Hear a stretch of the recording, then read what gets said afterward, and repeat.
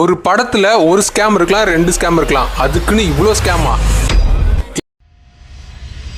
இந்த படத்துல ஸ்கேம் இல்லைங்க, ஸ்கேம்ல தான் இந்த படமே இருக்கு. என்ன படம் சொல்றேன், வீடியோ ஸ்கிப் பண்ணாம கடைசி வரைக்கும் பாருங்க. ரீசெண்டா நம்ம டைரக்டர் ஹரிஷ் துரைராஜோட டைரக்ஷன்ல ரிலீஸ் ஆக போற கான்சிட்டி படத்தோட பிரீமியர் ஷோக்கு தான் நம்ம இன்வைட் பண்ணிருந்தாங்க.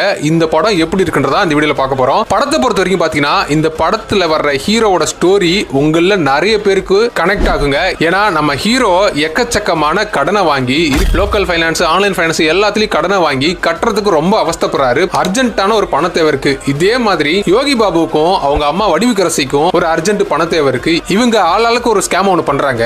சேம் டைம் பாத்தீங்கன்னா நம்ம ஹானாபன் தனியா ஒரு ஸ்கேம் பண்ணிட்டு இருக்காங்க. இந்த மாதிரி ஒரு 4-5 ஸ்கேம் பாத்தீங்கன்னா ஃபர்ஸ்ட் ஹாஃப்லயே பண்ணிடுவாங்க. ஃபர்ஸ்ட் ஹாஃபும் பாத்தீங்கன்னா ஒரு மாதிரி காமெடியா இந்த ஸ்கேம்லயே போயிட்டு இருக்குங்க. செகண்ட் ஹாஃப்ல இந்த ஸ்கேம் எல்லாம் மறைக்கிறதுக்கு ஒரு ஸ்கேம் பண்ணுவாங்க. அது அல்டிமேட்டா இருந்துச்சுங்க. குறிப்பா இந்த படத்தோட மிகப்பெரிய பிளஸ் செம்ம என்டர்டெய்னிங்கா கொண்டு போனாங்க. அதுவும் யோகி பாபுக்கும் நம்ம வடிவுக்கரசிக்கும் இருக்கிற காம்போ பாத்தீங்கன்னா வேற லெவல்ல இருந்துச்சு. 2 பேருக்கும் இவங்க காம்பினேஷன் ஒரு பக்கம் இருந்தாலும் இன்னொரு பக்கம் நம்ம டிவி கணேஷ்க்கும் அர்ஜுன் தாஸுக்கும் பாத்தீங்கன்னா அவங்களோட காம்போவும் செமையா இருந்துச்சு. டோட்டலா பாத்தீங்கன்னா இந்த படம் ஒரு என்டர்டெய்னிங்கான படங்க. இந்த வீக்கெண்ட்ல உங்க ஃபேமிலி அண்ட் ஃப்ரெண்ட்ஸோட எல்லாத்தையும் மறந்துட்டு நல்லா என்ஜாய் பண்ணி சிரிச்சு ஒரு நல்ல படம் பார்க்கணும் அப்படின்னா கண்டிப்பா இந்த கான்சிட்டி படத்தை தியேட்டர்ல ட்ரை பண்ணி பாருங்க.